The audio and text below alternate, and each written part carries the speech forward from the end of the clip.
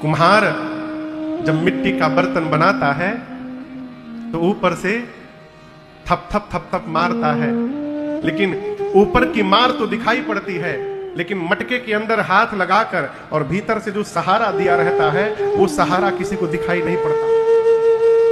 और जब तक वो मार न पड़ेगी उस घड़े को, तब तक उस घड़े को आकार प्राप्त होने वाला नहीं है। उसी प्रकार जीवन को आकार प्राप्त कराना है, उसके लिए माता पिता श्रेष्ठ जनों का सुनना अति आवश्यक है। सुनना पड़ेगा साहब, है? बोलने से अधिक महत्वपूर्ण सुनना है। कथा वक्ता से अधिक धन्यवाद के पात्र पंडाल में बैठकर आप कथा सुनने वाले हैं। हम तो दक्षिणा लिए हैं, आए हैं बांचना हमारा काम है, हम सुनाएंगे। कोई आवे चाहे ना आवे, हमको तो गाना है, 4 घंटे गाएंगे। एक कथा मैंने ऐसी भी जीवन में की है दिल्ली में कि मैं फोन करता था विनय से, कहो 3-4 लोग आ गए हैं श्रोता। ये कहते थे महाराज 2 ही लोग आ गए हैं। मैंने ठीक है हम पहुंच रहे हैं। 4-4 घंटे कथा होती थी। कथा गाना तो हमारी अनिवार्यता है, लेकिन बैठकर सुनना आपकी अनिवार्यता नहीं है। ये आपके हृदय की भक्ति आपको यहां पर ला करके बिठाई है, इसलिए आप वक्ता से भी श्रेष्ठ हैं। सुनने का स्वभाव बनाइए। हनुमान जी महाराज गाना अच्छा नहीं लगता हनुमान जी को। प्रभु चरित्र सुनिबे को रसिया, राम लखन सीता मन बसिया। गोस्वामी जी ये भी लिख सकते थे राम कथा गाने को रसिया, लिख सकते थे ना, नहीं लिखे। क्या लिखे? प्रभु चरित्र सुनिबे को रसिया। गोस्वामी तुलसीदास जी कहते केवल श्रवण करने मात्र से, इस कथा को सुनने मात्र से जीवन के यात्रा में एक क्षण ऐसा भी उपस्थित होगा जिस समय हमारे मन को सहज विश्राम की प्राप्ति हो जाएगी। ये इस ग्रंथ की महिमा है। गोस्वामी तुलसीदास जी ने रामचरितमानस नाम क्यों रखा? इसके कई कारण हैं।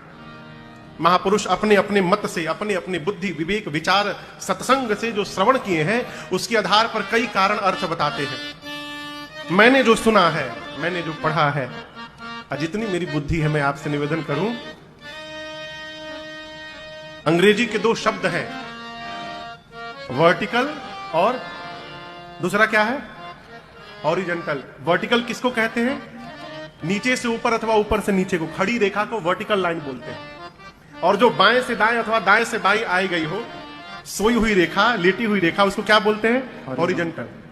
यहां पर देखिए श्री रामचरितमानस ग्रंथ है, इसमें यहां पर श्री रामचरितमानस बाएं से दाएं की ओर लिखा हुआ है, हॉरिजॉन्टल, ठीक ना? लेकिन यहां दर्शन करिए, यहां श्री रामचरितमानस कैसे लिखा हुआ है? ऊपर से नीचे, वर्टिकल लिखा हुआ है। इस ग्रंथ का नाम श्री रामचरितमानस क्यों पड़ा? इसका एक कारण, श्री रामचरितमानस। जब आप ऊपर से नीचे इस नाम को लिखेंगे तो सबसे नीचे क्या लिखा हुआ है? कौन सा शब्द सबसे नीचे है? मानस। मानस के ऊपर चरित, चरित के ऊपर श्री राम, अर्थात सबसे ऊपर श्री राम है और सबसे नीचे मानस है। मानस का एक अर्थ होता है मन। मानस का अर्थ है मन। गोस्वामी तुलसीदास जी महाराज इसका नामकरण करते हैं और कहते हैं जो भी श्री रामचरितमानस को पढ़कर समझेगा उसके मानस यानी मन पर एक ना एक दिन पूरा का पूरा श्री राम चरित्र आकर के खड़ा हो जाएगा। ये इस ग्रंथ की महिमा है। मानस कई लोग मिलते हैं, महाराज हम 40 साल से पढ़ी रहे हैं, हम 50 साल से पढ़ी रहे हैं, हम तो 18 मिनट में सुंदरकांड पढ़ देते हैं। ऐसे भी लोग हैं।